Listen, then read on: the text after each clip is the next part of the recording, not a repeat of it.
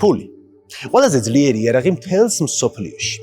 ქაღალდის ამ პატარა ნაგლეჯს შეუძლია რომ გიყიდოს ჯანმრთელობა, სილამაზე, მეგობრები, სიყვარული. შემოგეკრიბოს არმია და დაგიჩოქოს ქვეყნები. თუმცა 60-იანი წლების დასაწყისში იყო რაღაც, რასაც ვერ იყიდდი მთელი მსოფლიოს ფულიც რომ შენი ყოფილიყო. და ეს რაღაც იყო გაზ-13 ჩაიკა. მანქანა, რომელსაც ვერ ყიდულობდი. უნდა დაგემსახურებინა.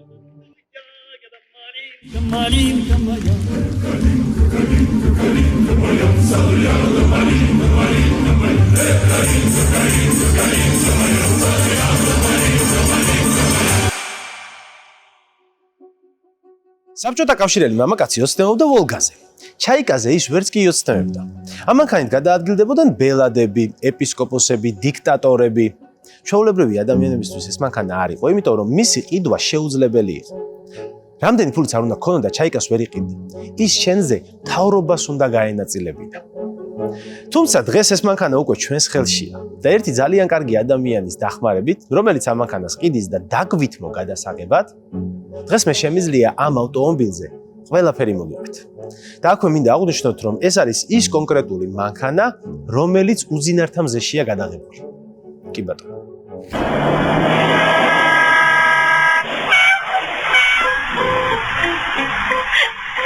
ეს როგორ მოდის?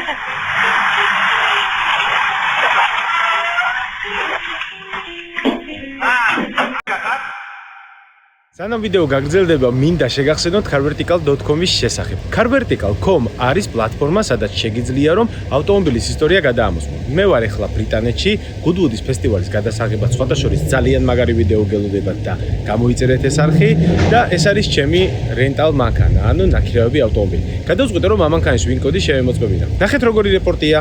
იმის გამო რომ მანქანა სრულიად ახალია, ბევრი რამე არ დაფიქსირდა. carvertical-მა რა ქნა იცით? კრედიტი დამიბრუნდა, რომელიც ამის შემოწმებაზე დავხარჯე. ანუ თანხა ამის შემოწმებაში არ გადამიხდია, იმიტომ რომ ბევრი რამე ისტორია და ინფორმაცია ვერ მოგაწოდეთ. აი ესეთი ძალიან მაგარი საიტია, თუ მანქანაზე ბევრი ისტორიას და ფოტოებს ვერ მოგიტანენ, მაშინ კრედიტს გიბრუნებენ უკან. შეგიძლიათ გადახვიდეთ carvertical.com-ზე და გამოიყენოთ პრომოკოდი NIKA, რომ მიიღოთ 20%-იანი ფასდაკლება. წარმატებები. 1950-იანი წლების დასაწყისში საბჭოთა კავშირში დიდი ცვლილებების პერიოდი იყო. სტალინი მოკვდა და ახალი ბელადის პირობებში საბჭოთა კავშირს ახალი მანქანა ჭირდებოდა მაღალი თანამდებობის პირებისთვის. ხრუშოვმა განაცხადა, რომ საბჭოთა კავშირი უნდა დაწეოდა და გადაესწრო ამერიკისთვის. და სწორედ ამიტომ 1958 წელს საბჭოთა კავშირელმა ინჟინერებმა ბრიუსელში წარადგინეს მანქანა სახელად გაზ-13, იგივე ჩაიკა. ჩაიკა 5.5 ლიტრიანი 8 ცილინდრიანი ძრავით იყო აღჭურვილი, რომელიც მიბმული იყო სამსიჩქარიან გადაცემათა კოლოფს. ეს დახვეწილი მონსტრი 195 ცხენისძალას გამოიმუშავებდა, რაც იმ პერიოდისთვის საკმაოდ შთამბეჭდავი მაჩვენებელი იყო, მით უმეტეს საბჭოთა კავშირში.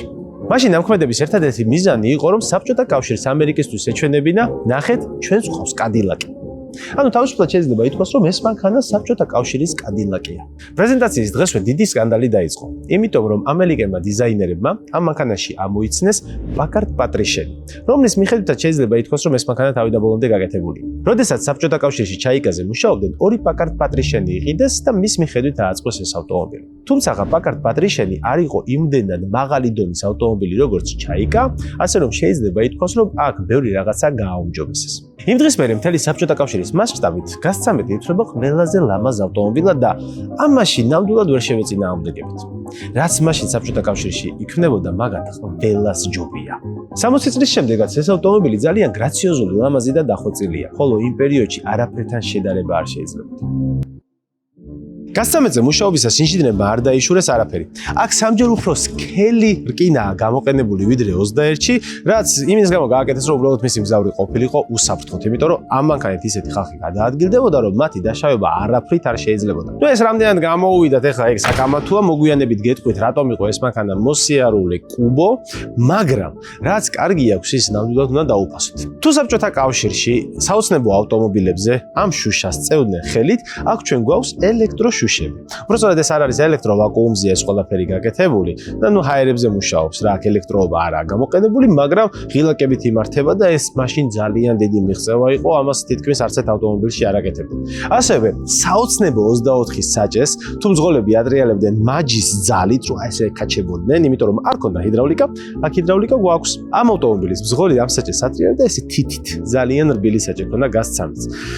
ხო, საბჭოთა კავშირში წესით ყველა თანასწორი უნდა ყოფილიყო, მაგრამ ფაქტია რომ არ იყო. ამ მანქანაში ყველაფერი სიმდიდრესა და ძალაუფლებას გაჰყვიროდა. მისი სიგრძე 6 მეტრი და 13 სანტიმეტრია, ხოლო სიგანე 2 მეტრზე მეტია. უკეთესად რომ აგიხსნათ ეს რამდენად ბევრია, გეტყვით რომ ჩაიკა W221-ზე 1 მეტრით გრძელი და 13 სანტიმეტრით განიერია. აღარაფერს ვამბობ მის უკანა ნაწილის ლეგრუმზე. ის W221-ზე თითქმის 40%-ით მეტია. გარდა სალონისა, აქ აღსანიშნავია მისი ძრავაც. ჩაიკაში გამოყენებულია ზემზე 13 კოდის ძრავი, რომელიც არის 8 ცილინდრიანი და როგორც უკვე გითხარით, მიბმულია სამშჩქარიან ავტომატურ კოლოფზე. თუმცა, სანამ ახლა ძრავას გაჩვენებთ, მინდა ძალიან დიდი მადლობა გადაუხადო ამ კამერებისთვის და იმ ხარისხისთვის, რომელსაც ახლა უყურებთ, Why Not Studios, რომელიც არის კამერების გაქირავების კომპანია და თუ მიხვალთ და ეტყვით რომ ნიკასგან ხართ, ანუ ჩემი გამომწერი ხართ, მაშინ 10%-იან ფასდაკლებას მიიღებთ. ახლა კი მოდი ძრავი ვნახოთ. ეს საბჭოთა 8 ცილინდრიანი მონსტრი, სხვადასხვა მინდა აღვნიშნო, რომ ძრავსახურავს აქვს ზამბარები და დღემდე იჭერს ამას, არ ვარდება. რავი, BMW-ს დაახლოებით 5 წლის მერე უკვე უფუჭდება ეს ამორტიზატორები და მაგალითად. მაგრამ კაი, მოდი. აქ დავჭით რა. 8 ცილინდრიანი მონსტრი, რომელიც საბჭოთა კავშირში შეიქმნა და შეიძლება ითქვას, რომ არის მოვლენა იმ პერიოდისთვის. რატო? დავიწყოთ იქიდან, რომ ეს არის ალუმინის ნიზზე აწყობილი ძრავა, ანუ ბლოკი აქვს ალუმინის, რაც ნიშნავს იმას, რომ ძალიან მსუბუქია. ეს ძრავი სულ იწონის 255 კილოგრამს. რომ აგიხსნათ ეს რამდენად ცოტა, გეტყვით, რომ იმ პერიოდის ჰემი 354, რომელიც 5 და 8 არის მოცულობით, 327 კილოგრამს იწონიდა. დაახლოებით 80 კილოთი უფრო მეტს, ვიდრე ეს კონკრეტული ძრავი. ამასთან შეიძლება ამ ძრავს სულ 195 ცხენის ძალა აქვს, მაგრამ თორქი აქვს საკმარისი და უფრო მეტიც, ვიდრე ამ მანქანას სჭირდებოდა. ზუსტად ციფრები არ საწერია, მაგრამ იმდენი თორქი აქვს ამ ძრავს, რომ სატვირთო მანქანაში GAZ-53-ში ჩადგეს და შემდეგ ჯავშან ტექნიკაშიც გადაიტანეს BRDM 2-ში. ალბათ ყველას, ვისაც ძრავთან შეხება გაქვთ, გაგიჩნდათ კითხვა თუ როგორ უვლიდნენ ამ ძრავს. იმიტომ რომ საბჭოთა კავშირში ძრავის მოვლა ყოველთვის პრობლემა იყო. თქვენ ჩემი ვიდეოებიდან იცით, რომ საბჭოთა კავშირში არ იშოვებოდა კარგი ზეთი. ძალიან ცოტა იყო კარგი ზეთი და იმასაც იყენებდნენ GAZ-13-ისთვის, ჩაიკებისთვის, ZIL-111-ისთვის და ასე შემდეგ ძალიან მნიშვნელოვანი ადამიანების მანქანებისთვის. თუმცა, დღეს უკვე ამ ძრავის მოვლა პრობლემა აღარ არის, რადგან Liqui-Mols აქვს სპეციალური მიმართულება ზეთების, რომელიც არის რეტრო ავტომობილებისთვის და დამზადებული იმ ფორმულით, რასაც იყენებდნენ თავის დროზე, როდესაც ეს მანქანები გამოდიოდა. ასე რომ შეგიძლიათ მოხვიდეთ GAZ-მოტორში, მოითხოვოთ ზეთი თქვენი რეტრო ავტომობილისთვის და მიიღებთ იმ ზეთს, რომელიც ისხმებოდა თქვენ მანქანაში, მაშინ როდესაც ის გამოვიდა. ხო მართლა თუ ახსენებთ, რომ ჩემი გამომწერი ხარ, შეიძლება ფასდაკლებასაც გამოკრატხებ. აი ასე. თუ გავითვალისწინებთ ეს მანქანა ვისთვის იყო, დაუშვებელი იყო რომ ჩაიკა გაფრჩებულიყო, რადგან მეპატრონის შეწუხება გამორიცხულია. ამიტომ მასზე მუშაობისას ჩაიკას ჩაუტარდა 34000 კილომეტრიანი ტესტი, რაც ნიშნავს რომ მისმა ინჟინრებმა საბჭოთა კავშირის ტერიტორიაზე 34000 კილომეტრი გაიარეს ამ ავტომობილით, რომ დარწმუნებულიყვნენ, რომ მთელი ამ პერიოდის განმავლობაში ამ მანქანას სერვისი არ დაჭირდება. მესმის რომ ახლა 34000 კილომეტრი ბევრი არა, მაგრამ თუ გავითვალისწინებთ მაშინდელ საბჭოთა კავშირის ზეთს, რომელიც მანქანაში ისხმებოდა და სხვა გარემოებებს, 34000 კილომეტრი დამიჯერეთ ძალიან ბევრია. კომუნისტური წყობის მთავარი არსი არის ის, რომ ყველა არის თანასწორი. გინდათ განახოთ, რამდენად თანასწორი იყო ყველა საბჭოთა კავშირში? რატომ ქვია ამ მანქანას ჩაიკა? ანუ იგივე თოლია. როგორც იცით, იმ პერიოდში საბჭოთა კავშირში არსებობდა ასეთი ავტომობილი Volga, რომელზეც ოცნებობდა ყველა საბჭოთა კავშირში მცხოვრები მამაკაცი. Volga ამ მანქანას ერქვა მდინარის საპატივცემულოდ. რა დაფრინავს მდინარის თავზე? კი ბატონო, თოლია. როგორც ამ მანქანის მეპატრონეები დგანან Volga-ს მეპატრონეებზე ნახლა. ეს არის მთელი რუსული პროპაგანდა.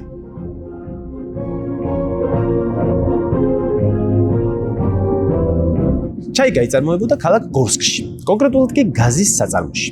გაზი არის გორკოვსკი ავტომობილნის ზავოდ. იქ აწყოს ერთი პატარა ხაზი ჩაიგას საწარმოებლად და 100 აწყობდნენ ამ მანქანებს წელიწადში სულ 150 წელს. იმიტომ რომ ჩაიგა იწყობოდა ხელით. რა თქმა უნდა, ის ხომ ყველაზე მნიშვნელოვანი ადამიანებისთვის იყო. ჩაიგა ძალიან დიდი ხნის მანძილზე იწარმოებოდა. 1959-დან 1991 წლამდე. და ის შეუფასებელი იყო. როგორც უკვე გითხარით, ჩაიგას არ ჰქონდა ფასი. ანუ ეს ნიშნავს, რომ რამდენი ფულიც არ უნდა ქონოდა, ჩაიგას ვერ იყიდდი. ვერც მეორად ბაზარზე. გამყიდველსაც დაიჭერდნენ და მყიდველსაც. თუ ჩაიგა გინდოდა რომ ყოლოდა, ის შეთვის მთავრობას უნდა მოეცა. ნახეთ როგორ ხდებოდა ეს ყველაფერი. ჯერ ხო აიწყობოდა გაზში, რა თქმა უნდა ხელით. მერე გაუშვებდნენ გონში. გარაჟ ასობავა ნაზნაჩენია. განსაკუთრებული დანიშნულების ფარეხი, ქართულად რომ ვთქვათ რა. და შემდეგ იქიდან ნაწილდებოდა უკვე სხვადასხვა მაღალი თანამდებობის პირებზე. ალბათ ლოგიკური კითხვა გაგიჩნდებათ, ვინ ანაწილებდა გაზ 13-ს. თავიდან ანაწილებდა მინისტრთა საბჭო, ხოლო მოგვიანებით კგბ-ს მეცხრე სამმართველო. ხო მართლა, მთელი ამ პერიოდის განმავლობაში, რაც ჩაიგა იწარმოებოდა, სულ 3179 ავტომობილი გამოუშვეს. 30 წლის მანძილზე. საბჭოთა კავშირის საწარმოო ძალა მთელი მისი დიდებულებით. მოდი ახლა უკვე გადავიდეთ მანქანის ძირეულ განხილვაზე რა. და ეს განხილვა უნდა დავიწყოთ აუცილებლად მისი წინა მხარით. როგორც ნებისმიერი ჩემი თავის წარმომადგენელი იცნობს 34-ის ნისანის ფარებს, ისე იცნობს ნებისმიერი საბჭოთა კავშირში გაზრდილი ადამიანი ამ მანქანის სილუეტს. თავის დროზე ესე რომ შევხებოდი ამ მანქანას ქუჩაში, ალბათ ამ ხელს ესე მომაჭრიდნენ და ზედვე დატოვებდნენ რა და ადაჟარს მოხსნიდნენ, მასე ივლინდნენ. თქვენ აქ ხედავთ რომ უამრავი ქრომია გამოყენებული, სხვათა შორის ამ მანქანაზე არის გამოყენებული ქრომის ის რაოდენობა, რომელიც იმ პერიოდში მოსკვიჩის ავტომობილს ყოფნიდა 3-ს. ანუ ერთი ამ მანქანაზე დახარჯული ქრომი ყოფნიდა 3 მოსკვიჩს. კაი, მოდი მაგას რა თავი დავანებოთ, შევხედოთ უბრალოდ ვიზუალს რა. საბჭოთა კავშირი ცნობილი იყო იმით, რომ რაც შეიძლება მინიმალური უნდა გაეკეთებინათ და რაც შეიძლება ცოტა რესურსი უნდა დაიხარჯათ ყველაფერზე, იმიტომ რომ ეკონომია იყო იქ მთავარი გამწევი ძალა ეკონომიკის, რომ აი განამოდი ბევრი ვიშოვოთ, ცოტა დავხარჯოთ, რომ მეტი დავრჩეს რა. და რა ხდებოდა, როდესაც მნიშვნელოვანი ადამიანების ნივთებზე მიდგებოდა საქმე? ანუ არაფერს არ ინანებდნენ საერთოდ. ჯერ ნახეთ რა დიზაინია რა, ეს ბამპერი გამოყვანილი თავიდან ბოლომდე ქრომში, ამ ბამპერზე ეს დამატება, რომელიც აი სასაღებიც კი არ არის რა, აქ არაფერი არის, უბრალოდ ლამაზია რა ძალიან რა. ეს ცხაურა, რომელიც ეს დაკლაკნილია ისე რომ გართულებულია მაქსიმალურად და ამის გაკეთება არც ისე მარტივი არ იქნებოდა. თან მინდა გაიხსენოთ და არ გაგავიზნეთ რომ ეს ყველაფერი კეთდებოდა ხელით, ანუ თავიდან ბოლომდე ეს მანქანა იწყობოდა ხელით. ნუ დეტალებზე რამდენი დრო დახარჯეს და რამდენი იფიქრეს, ხო ეგ ცალკე საქმეა რა. თანამედროვე Mazda-ში ქრომს საერთოდ აღარ იყენებენ, ვინ დახარჯავს ქრომზე დროს და ფულს. და აქ ნახეთ ქრომი სად არის გამოყენებული. ამ გადასაფარებელში, რომელიც ფარს ეფარება, ქვემოდან ქრომია გამოყრული. რა სიგიჟეა. ანუ ეკონომიკაში, სადაც მარტო ეკონომიაზე ფიქრობდნენ, ფარის გადასაფარებელშიც ქრომია გამოყრული. ანუ წარმოგიდგენიათ ეს რას ნიშნავს. თუ შორიდან შევხედავთ, დავინახავთ ამერიკულ სტილს, იმიტომ რომ როგორც უკვე გითხარით, ეს არის პაკარდიდან გადმოღებული. არ აღიარებენ ამას საბჭოთა კავშირში, ამაზე დიდი სკანდალიც იყო, მაგრამ იძახდნენ, რომ არაო ჩვენო პაკარდიდან ამ მანქანის ვიზუალი არ აგვიღიაო, მაგრამ მოდი ახლა ჩვენ ყველამ ერთად შევხედოთ ამ ორივე მანქანის ვიზუალს, ახლა თქვენ ხედავთ ორ ფოტოს და ჩვენ თვითონ მივიღოთ გადაწყვეტილება და გამოვიტანოთ დასკვნები, არის თუ არა ეს მანქანა მართლა პაკარდიდან უყარული. თუმცა, რაზეც იძახდნენ, რომ კი ბატონო პაკარდიდან ავიღეთო და არ უაყოფდნენ, არის მისი გადაცემათა კოლოფი. სამსიჩქარიანი ავტომატიკა, რომელიც ღილაკებით იმართება. აი ესე თიც დააწვევი ღილაკებს და ეგრე იმართება. მაგრამ მაგაზე ცოტა მოგვიანებით არ გადაახვიოთ, რომ არ გამორჩეთ. მანამდე მინდა გვერდიდან შევხედო რა მაგარი კლასიკაა აქ ჩატარებული. ანუ აი კანტებზე ხო ქრომი მიყვება ყველგან. მე ეს ზოლი მოყვება ესე. დასტოინად მაგრად საკაიფოდ ესე მოდის, რომელიც ნელ-ნელა მსხვილდება. ეს არის ადგილი, საიდანაც იღებოდა და იკეტებოდა ეს მანქანა, ხო, გასაღებს აქედან შეერჭვებდი გადაადრიალეთ. ნახეთ რა აქვს გაკეთებული.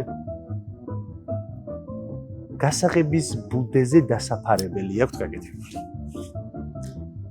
დიდრულ მანქანებზე ეგეთი რაღაცები არ უნდა ჩანდეს. საბჭოთა კავშირში ყველა თანასწორი იყო, რო კითხო მაგათ. კაი. უკანა მხარე. ამ მანქანის უკანა მხარეზე საერთოდ ცალკე განხილვა შეგიძლია, რომ გადაიღო. როგორც აი მანქანაზე ტესტ-დრაივს ვაკეთებენ ხოლმე. შეგიძლია თავისუფლად გადაიღო ჩაიკას ტრაკი. დააწერო ესე YouTube-ზე და ძალიან ბევრი ნახვაც ექნება რა. ბიჭო აი წეღან ვიჯექი ესე და უყურებდი და ვფიქრობდი, რომ აი ტიპებმა რა ქნეს. ანუ კი პაკარდიდან აიღეს რაღაცეები, მაგრამ პაკარდს ესეთი ტრაკი არაა. აქ ნახეთ რეებია ნაჩარჩები, ხა დეტალურად მივყვეთ რა. უყურე. ეს უკანა ორი ზოლი რო იკვრება აქ, ეგ ხო უკვე ვთქვით? კი ბატონო. ფარზე არის ეს კანტი გამოყვანილი, ქრომი, რა თქმა უნდა, აბა სხვას რას აკადრებდნენ ახლა ეგ საბჭოთა კავშირში. პატარა ესეთი ზოლებია გაკეთებული ფარზე, გეგონება ეს უბრალოდ ფარი აქ არ ეყოფოდა. მერე ქვემოთ აი ეს ყვითელი მაშუკი არის მთლიანად ქრომში ჩასმული, ფარში აქვს კიდე ქრომი გამოყვანილი. და დაბლა არის უკვე უკუსლის ნათებები თეთრი, რომელიც ასევე ქრომის ბამპერზე გადადის. ნუ ეს ჩაიკას ლოგო უკვე ამოწეული, ასევე ქრომშია გაკეთებული, ნაკლები არ ეკადრება ჩაიკას ლოგოს და ყველა მდიდრულ ავტომობილზე ესეთი რაღაცები უნდა იყოს დაფარული. როგორც არის კარების გასაღები, ნუ იქ რაღაც დეტალები, რომელიც ფუნქციონალურია, მაგრამ არ გინდა რომ გამოჩნდეს და რაც ძალიან მნიშვნელოვანია. საწვავის ჩასასხამი, ანუ ავზის თავსახური ნომერში. აქ ისევ ჩაიკას წარწერა, რო ჩაიკა და ბამპერი. ნუ ბამპერი ცალკე, ბამპერზე კიდე ცალკე ვიდეო შეგიძლია გააკეთო და ჩაიკას ბამპერი დააწერო და გადაიღო ბამპერი. ეს ბამპერი შედგება 3 ნაწილისგან. აქედან გამოდის ესე ფორმა აქვს გაკეთებული ბამპერისთვის, აბა უბრალოდ სწორს ხო არ გააკეთებდნენ. მე ეს გადადის ცენტრალურ ნაწილზე, სადაც აქ კიდევ ტალღები აქვს გაკეთებული, რომელიც არაფერში არ ჭირდება, საერთოდ უბრალოდ იყო საშუალება და გააკეთეს. ნუ სტილისთვის არის ეს ყველაფერი გაკეთებული. და რა თქმა უნდა, საბარგული. საკმაოდ მძიმე და სქელი რკინა, რომელიც სპეციალურ მექანიზმზეა და ეს მექანიზმი არასოდეს მოკვდება და ძალიან დიდი სივრცე, სადაც, რავი, ყველაფერი შეიძლება რომ ჩაეტიოს, რა მთელი ოჯახი შეგიძლიათ წახვიდეთ, სადაც გაგეხარდება და აქ ჩემონდემზე პრობლემა არ გექნება. ასევე აქ გვაქვს ადგილი სათადარიგო საბურავისთვის, რომელიც ამ წუთას ამოღებულია და ნუ როგორც საბჭოთა მანქანებში არის ხოლმე თქვენ ნახავდით ჩემს გახსნას სათადარიგო საბურავებს ასე აქ. აქედან ამოიღო ჩვეულებრივად დაამაგრებთ რა. ძღოლი ამოიღებს რა თქმა უნდა. ჩაიკას მეპატრონი ხო არ ამოიღებდა. კარგი. მოდი ახლა ჩაიკას ერთ-ერთ ყველაზე მნიშვნელოვან ნაწილზე უნდა გადავიდეთ, სადაც მეპატრონე დაჰყოფდა დროს სალონზე. კეთილი იყოს თქვენი მობრძანება იქ, სადაც უბრალო მოკვდავი ვერასოდეს მოხდებოდა. ჩაიკას სალონში. უბრალოდ იქ სადაც ძღოლი იჯდა რა, იმიტომ რომ მთავარი ნაწილი უკანა. მაგრამ აქაც ყველაფერი ძალიან ლამაზად არის გაკეთებული. აი არ მჯერა რომ ამას ვამბობ, საბჭოთა კავშირის მანქანაზე თუ ამას ვიტყოდი, ოდესმე მე ვერ წარმომედგინა, მაგრამ ულამაზესია აქაურობა. ნუ ჯერ ხო ყველაფერი ზომიერად არის გაკეთებული. არც გადატვირთული არ არის და არც მინიმალიზმისკენ არ არის წასვლა. ამის კეთებისას ჭუჭუ არავის უწვალებია რა. აი ეს ამოწეულია, ესე მიდის მე იქით ცოტა ჩადის, რაც კმაყოფილების გზნობას მიჩენს რატომღაც ეს პანელი არის რაღაც სწორ ოქროსფერში გაკეთებული, მრგვალი ფორმები, რომელიც დროს უძლებს და არ ბერდება ხოლმე, ნახეთ რა მაგარია რა. სხვათა შორის სპიდომეტრში არის 0, 2, 4, 6, 8, 10 და მე ეგრე მიდის რა. და თუ გინდა სიჩქარე გაიგო რამდენიც მიდიხარ, 1 0 უნდა მიუწერო უბრალოდ რა. 2 არის 20, 4 არის 40, 6 არის 60 და ასე შემდეგ და ბოლოს 200. რა თქმა უნდა, ეს მანქანა 200 ვერასოდეს წავიდო და მაგრამ აწერია რა. საბჭოთა კავშირი აფეხებზე არ გედია დააწერენ რასაც უნდათ. რო გეკითხა ყოველი კვარტლის ბოლოს გადაჭარბებით ვაბარებდით ყველაფერს. და აი ეს ცნობილი რადიო, რომელიც იმ დროს იყო ერთ-ერთი ყველაზე მოწინავე ტექნიკა, ნუ აი ეს რადიო იყო რაღაცა ზღაპარი. დღეს რო არის ბენგენ ოლუფსენი, აი ეგ იყო, ეს არის საბჭოთა კავშირის ბენგენ ოლუფსენი რა. სხვათა შორის მინდა აღნიშნო, რომ ვიზუალურად ძალიან საკაიფოდაა გაკეთებული. აქ დახავთ რომ არის დალნი და სრედნი ვოლნი, ანუ ტალღები, შორეული და საშუალო ტალღები, ასევე არხებიც არის, რომელიც სიმართლე გითხრათ ზუსტად არ ვიცი რას ნიშნავს. მე ამ პერიოდის ადამიანი არ ვარ და ვინც იცით გთხოვთ დაწერეთ კომენტარებში, აი ეს ღილაკები რას ნიშნავს, ძალიან დავაფასებ და მადლობელი ვიქნები წინასწარ. ეხლა ამარო იმუშაოს გამუშტერდები. რა იმუშავა კარგი იქნება და მაგრამ არ მუშაობს სამწუხაროდ რა. აქ არის გათბობა, აქ არის დაბერვა, ეს არის, რა თქმა უნდა, სიგარეტის დასაყიდებელი, იმიტომ რომ მაშინ ეს იყო ჩვეულებრივი ამბავი, ეხლა რო არის რომ სიგარეტის მოწევა არ არის კარგი ტონი, მაშინ კაცი თუ სიგარეტს არ ეწევოდა, კითხოსავდნენ გეი ხო არ არისო რა. ცოტა სხვანაირად ეძახდნენ მაშინ, მაგრამ ხო. და რა თქმა უნდა, საფერფლე რა მაგრაა ბიჭო გაკეთებული ნახე. ამაზე კიდე ცალკე ვიდეო უნდა დადო რა, ჩაიკას საფერფლე უნდა დააწერო და განიხილო. და თუ დააკვირდებით, საათი არის აქ გაკეთებული. ეხლა რატო? მეპატრონე იჯდა უკანა მარჯვენა მხარეს და პირდაპირ რას ხედავს, აი ამ ნაწილს. და რა თქმა უნდა ეს საათი არის მეპატრონისთვის და რო გახედავს აქ თავის მისაყუდებელი არ არის და რო გახედავს ეგრევე დაინახავს რომ აქ რომელი საათია და რა თქმა უნდა ეხა მასზეა ყველაფერი მორგებული. აქ არის პატარა სათავსო, სადაც რაღაცეების შელაგება შეგეძლო. აქ დიდი ალბათობით პატარა მაკაროვი ექნებოდა შენახული ბრძოლს. ბრძოლის ადგილი იყო ყველაზე საშიში ადგილი ამ მანქანაში. ხო, ეხა საქმე რაშია რა. ვიდეოს პირველ ნაწილში მე თქვენ გითხარით, რომ საკამათოა ამ მანქანის უსაფრთხოება და ამ მანქანას უსაფრთხოებასთან დაკავშირებით მართლაც სერიოზული პრობლემები ქონდა. პირველ რიგში აქ არ გვაქვს ღვედები. იმიტომ რომ იმ პერიოდში ავტომობილებზე ღვედების არსებობა არ იყო სავალდებულო, კი არა და საერთოდ არ უკეთებდნენ ხოლმე და ღვედები არ გვაქვს. შესაბამისად, რადგან ღვედი არ არის, დარტყმისას აუცილებლად ბრძოლი მიდის წინ. ინჟინერებმა მაშინ არ გაითვალისწინეს ერთი რაღაცა. აქ საჭეზე აყენია ღერძი, რომელსაც არ აქვს მუხლი და არ აქვს გატეხვის ადგილი. ნებისმიერ საავტომობილო საჭის ღერძს აქვს გატეხვის ადგილი. ეს არის სუსტი ადგილი ღერძზე, რომელიც ავარიისას პირველ შემთხვევაში ტყდება, რომ ეს ღერძი არ წავიდეს ბრძოლისკენ. ნუ რო აგიხსნათ ახლა ეს რა საჭიროა? გეტყვით რომ როდესაც ეს მანქანა ხდებოდა ავარიაში, ბრძოლი კვდებოდა იმით, რომ ღერძი ხდებოდა ეს მკერდში, ეყრებოდა ეს მკერდში და მაგითი კვდებოდა რა. ნუ რატო ეხა? როდესაც ბრძოლი ხარ, ამით გზავრობდა, მოხდა შეჯახება, ნუ წინ დაეჯახე რაღაცას. ინერციით მიდიხარ წინ და შესაბამისად რასაც დაეჯახე, ის აწვება ღერძს უკან. ანუ ეს ღერძი ამით საკეთ. პირდაპირ მკერდს უშვენ მაგას და გეყრება ეს ღერძი მკერდში, ნუ მე ღმერთთან დავიფაროს, მაგრამ ნუ ესე ხდებოდა და ძალიან ბევრი მძღოლი არის ჩაიკაში მკვდარი, სწორედ მაგის გამო, რომ ამ ღერძს არ ქონდა გატეხვის ადგილი და ამიტომაც ჩაიკა შეიძლება ითქვას, რომ რუსულ ავტომობილებში ერთ-ერთი ყველაზე საშიში ავტომობილია სიცოცხლისთვის. ნუ ესეთი რაღაცა გაგეცს. სხვადასხვა ვერ ვიტყვით, რომ ეს არის შეცდომა, რადგან იმ დროის ავტომობილებში საერთოდ არ აკეთებდნენ დამსხვრევის ადგილს. ნუ ეს მანამდე ჩვეულებრივი ნორმა იყო რა. აქ ვერ ვიტყვი, რომ რამე გამორჩეთ. მოდი ახლა გადავიდეთ თავარ ადგილას, სადაც ჩაიკას მეპატრონე, ეს დიდებული პიროვნებები ისხდნენ. უკან. სანამ უკან გადავალ, ყველაზე მნიშვნელოვანი რაღაცა, რაც სალონში უნდა აღნიშნო ადამიანმა რა, ჩაიკას სალონში. ნახეთ რა, ეს ღილაკები არის სიჩქარეების გადასართველი. ნ არის ნეიტრალი, დ არის დრაივი არა, დვიჟენია, მოძრაობა, ტ არის ტარმაჟენია და ეს არის ზადნი ხოდი. ზადნი ხოდი არის უკოსლა. ეხლა ნახეთ ტ რა საინტერესო რაღაცაა რა.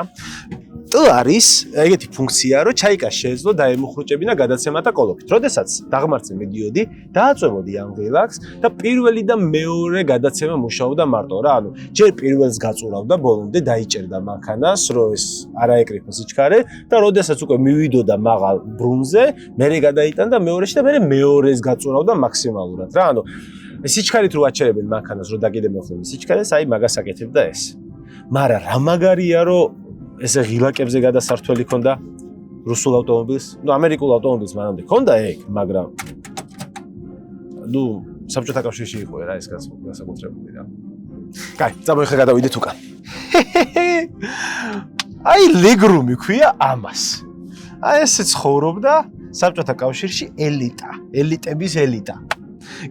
რა უხელა სივრცეა ბიჭო, მეცინება რომ ფიქრობ რა. წარმოგიდგენია რომ 60 წლის წინ ესე ვერ ჩაჯდებოდი, მაგრამ თუ ჩაჯდებოდი და შეიპარებოდი მანქანაში, ეგრევე ჩაგწრელავდი შეგდით რა. ანუ შანსი არ იყო, ეგრევე მოკლავდი. ხო, 3 რიგია ჩაიკაში. ეს წამოსაწევის სავარძელია 2 ცალი. აი, ესე და კიდე ადამიანი ჯდება რა. ანუ აქ ნაკლებად მნიშვნელოვანი ადამიანი დაჯდებიან. ანუ ვიღაცას ეთქოდა, მოდი ჯიგარო აქ მოდი დაჯექი. და იმან იცოდა რომ დაგული ქონდა, არ დაჯდებოდა, იქვე დახროდნენ, დაჯდებოდა და შეიძლება და გაეგუდათ. აქ კიდე წინ აქ ჯდომისთვის ხელის მოსაგიდებლები აქვს, რომელიც ესე ამ საკაიფოში გადადის, აქ არის საფერფლე. სხვათა შორის ამ სივრცის გამო კაკებეს აგენტებს ძალიან უყვარდათ ეს მანქანა. მობილურ დასაკითხ ოთახს ეძახდნენ. ხვდებით რატომღაცა შემოაცრევდნენ ვიღაცა სივრცეა ისე იმდენი რომ ორი კაცი ცემდა ერთ სასოდავს ვიღაცას იმედა გალახავდნენ ხოლმე მაგრად აქ რაღაცა ექნებოდა თუ ეჭველი დაფენილი რომ სისხლით არ დასრულიყო მაგრად გალახავდნენ დაამუშავებდნენ მე სადღაც გადააგდებდნენ და წავიდოდნენ რა აქ ახლა ადგილი არის ძალიან დიდი ადგილია ორი ადამიანისთვის სამი თავისუფლად დაეტევა ალბათ ახლა ყველას კითხვა გაგიჩნდათ ნუ მე კითხვა გამიჩნდა ვისედო ტრაკი ასეთ დიდრულ მანქანაში რა და ახლა ცნობილი ვინც არის მაშინ გაგარინს ყავდა ხრუშოვ მაჩუკა პირადად. ასევე ჩუქდიდნენ მეგობრული ქვეყნების ლიდერებს, მაგალითად ფიდელ კასტროს ყავდა ერთი ასეთი ხრუშოვ მაჩუკა იმასაც და ასევე ხრუშოვ მაჩუკა კიმ ირ სენს, ჩრდილოეთ კორეის ლიდერს და ნუ ჩრდილოეთ კორეა ვინ შექმნა იმ ჩრდილოეთ კორეა თუ ვის დღეს არის აი სოსორო იყო ჩასული და თავი რო დაუკრა და თაყვანი როცა და რაღაცები მაგას მაგრამ საინტერესო ფაქტი ის არის რომ კიმ ირ სენმა რაღაც პერიოდის შემდეგ ეს მანქანა დაუბრუნდა საბჭოთა კავშირს და Mercedes 6-ს პულმანზე გადაჯდა ისიც რა ჩათლახი იყო რომ დააბრუნდა მოდი ახლა გადავიდეთ უკვე იმ ნაწილზე სადაც ამ მანქანის ტესტ დრაივი გვექნება უბრალოდ საქმე იმაშია რომ დიდი ხნის ნაყენებია ეს ავტომობილი და როდესაც დღეს დაქოქვა ცადა მე პატრონემ არ დაიქოქა როგორც ჩანს ბენზონასოსია გაჭედილი ამიტომ ხვალინდელ დღეს უნდა დაველოდოთ ხვალ ვიყიდით ბენზონასოს შევცვლით უცბა დაქვე გეზ მოტორში ვართ ახლა აქ და გადავიყვან და იქვე შევცვლით და მე უკვე ტესტ დრაივსაც შემოგთავაზებ ამიტომ ეხლა მე წავედი სახში დავიზრებ ღამის 2 საათია რა თუ პირველი დაიწყო და ხვალ უკვე დაგიბრუნდებით ამ მანქანის საჭესთან იმედია მოკლედ მეგობრებო წინა ნაწილში ვიდეოსი დაგკვირდით რომ ამ მანქანის ტესტ დრაივი და მართვით გავაგრძელებდი ამ ვიდეოს მაგრამ სამწუხაროდ რაც ძველი მანქანების პრობლემაა ზოგადად აი რაც ჩემ ლინკოლზეც მაგალითად ეგრეა და ძველი მანქანა რაც არის ყველა მასია ეს კარბურატორიანები განსაკუთრებით დიდი ხანი რომ მანქანა არის გაჭირებული მე იმას დაქოქვა უჭირს და აუცილებლად ხელოსნის ჩარევა ჭირდება ხოლმე ვიმედოვნებდით რომ იქნებ ხელოსნის ჩარევის გარეშე მოხდეს შესაძლებელი იყოს ამის დაქოქვა თქო ვიყიდე ბენზონასოსი შევცვალე ყველაფერი მაგრამ არა მარტივად არ გამოდის რა ესე გადაკარი დაიქოქიან რაღაცა ეგრე არ გამოდის ამას ჭირდება ხელოსნის მოყვანა ჩალიჩი და კონკრეტულად ამ მომენტში ახლა რო ვაწვალო კი დაიქოქოს შეიძლება მაგრამ არ მინდა ვაწვალო იმიტომ რომ მე სტარტერსაც ვატყობ რომ აღარ სიამოვნებს რო ვაწვალებ გაჭედვას იწყებს გახურებას იწყებს და არ მინდა რომ გავაფუჭო რა იმიტომ რომ ეგ რო მიყვე მე შეიძლება სტარტერიც გავაფუჭო და არ მინდა რომ ახლა მანქანას რაიმე გავაფუჭო მოდი პირდაპირ გადავიდეთ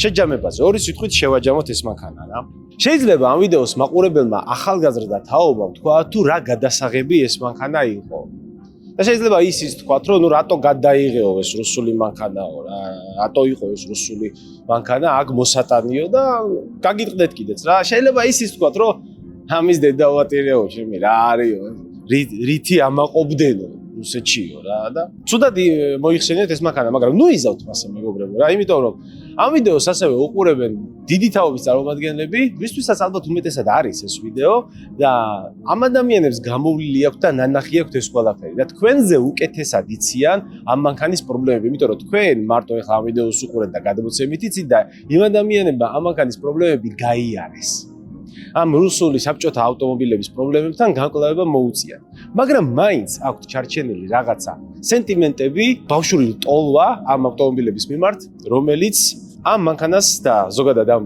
საბჭოურ ავტომობილებს ხდის განსაკუთრებს რა და თქვენთვისაც კარგი იქნება ახალგაზრდა თაობისთვის რომ იცოდეთ რა იყო ადრე ჩვენი მშობლები რაზე ოცნებობდნენ რითი დადიოდნენ როგორ აზროვნებდნენ როგორ ჩამოუყალიბდათ ფილოსოფია ფსიქოლოგია ზოგადად სამყაროზე სოფხედველობა როგორ განუვითარდა და აი მანდ მივდივარ ზუსტად რომ ეს მანქანა ჩემი აზრით არის საუკეთესო ხორცშესხმა იმის რომ ახსნა როგორ განვითარდა საბჭოთა ადამიანის სოფხედველობა მიუხედავად იმისა რომ ეს არის ის მინიმალური რასაც დღეს მოვითხოვთ ავტომობილებიდან და მინიმალურიც არ არის კიდევ უფრო ნაკლებია იყო დრო როდესაც ეს მანქანა იყო მიუწვდომელი ხალხისთვის და ოცნება ადამიანებისთვის იყო დრო როდესაც ამ მანქანის გამო უკადრებელს კადრულობდნენ მეგობრებს უშვებდნენ ნათესავებზე უარს ამბობდნენ რომ იქამდე მისულიყო რომ ეს მანქანა მიიღო და ეს საბოლოო ჯამში იყო რაღაც სიმბოლო აი ეს თასი როგორც აი პრემიერ ლიგაზე რო გავაფეხურდები და თასს აიღებს ასე იყო ეს მანქანა იმ ადამიანებისთვის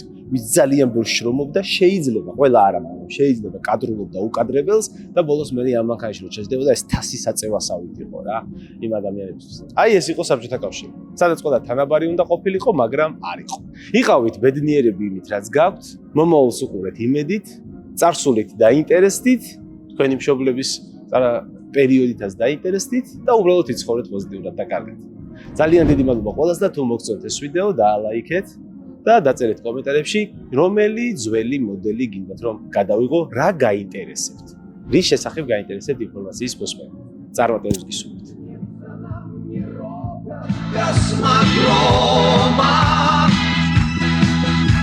Где-то ледяная синяя